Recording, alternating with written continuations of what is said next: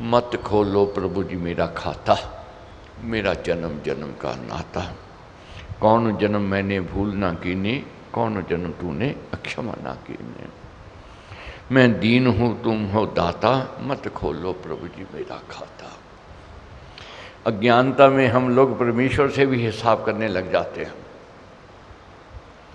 ताने उलाने उस मालिक को भी देने लग जाते हैं कि मैंने इतने यज्ञ किए, इतने व्रत किए, मैंने इतने अनुष्ठान किए, इतने मैंने तीर्थ कर लिए, मैंने इतने उपवास कर लिए। मगर महापुरुषों का यही हमें कहना है, उपदेश है, उस मालिक के आगे तो यही कहना है, मत खोलो प्रभु जी मेरा खाता, मेरा जन्म जन्म का नाता। कौन जन्म मैंने भूल ना कीनी, और कौन जूने जन्म तूने अक्षमा ना की। पतनशील प्राणी कहा जलवत नीचे जाए, बड़ा स्वाहोवीरी अधोगुण को पाए। प्राणी का स्वभाव है करने का, गिरता है, गलतियां करता है।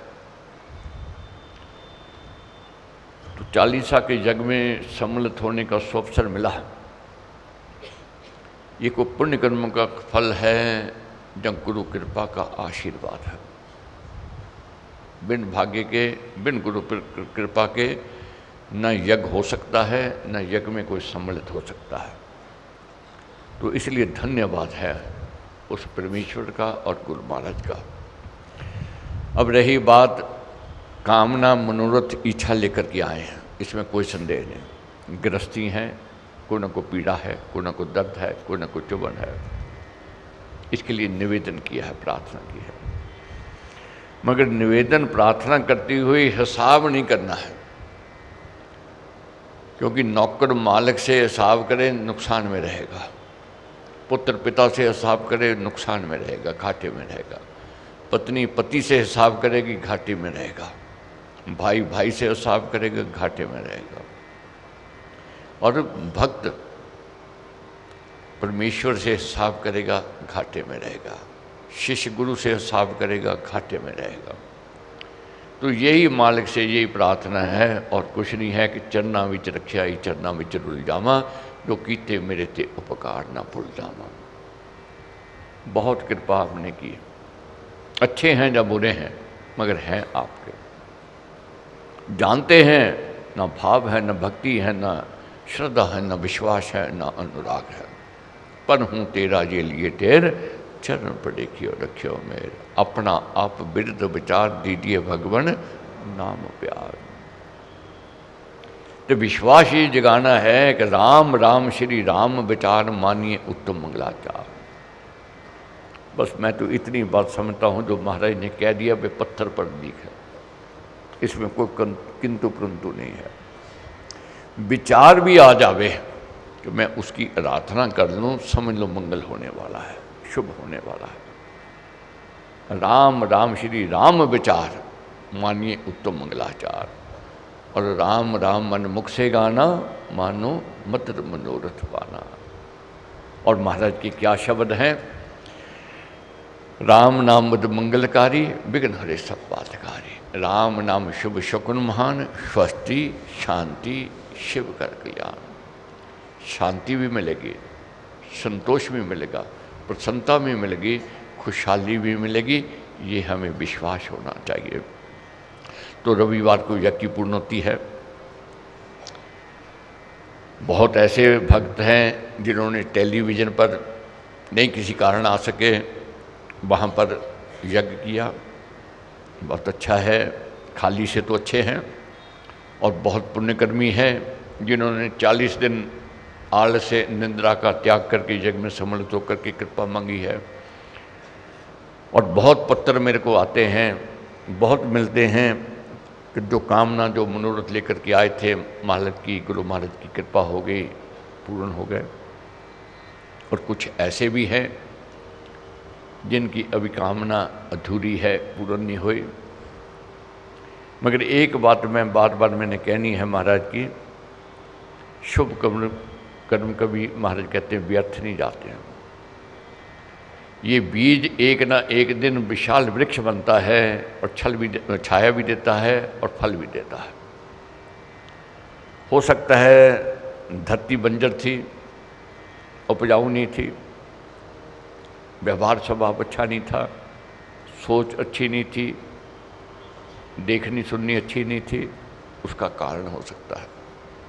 मगर ये विश्वास लेकर के जाना है, फल मिलेगा ही मिलेगा, वह मीठा फल होगा।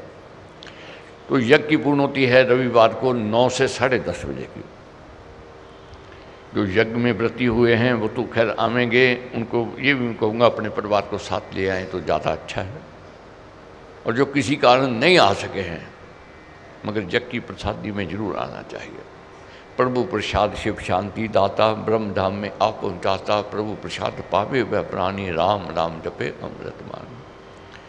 तो मालिक की प्रसन्नता को प्राप्त करने के लिए रविवार को आना है। और मैंने जो टेलीविज़न पर कर रहे थे वे भी समझ लेना, आपका भी यज्ञ हो रहा है। और बहुत मेरे को ये पत्र आए, मैं इस समय नहीं पढ़ सका हूँ, फिर कभी समय मिलेगा जरूर मैं पढ़ूँगा। तो ऐसे भक्तजन भी है जिन्होंने महाराज के उपदेशों का मनन तो किया, चिंतन तो किया, मगर बहुत ऐसे हैं जिन्होंने साथ साथ लिखा भी है। बहुत बड़ी बात है, साथ साथ सुनना, मनन करना, चिंतन करना और लिखना, ये बड़े भाग्य की बात है।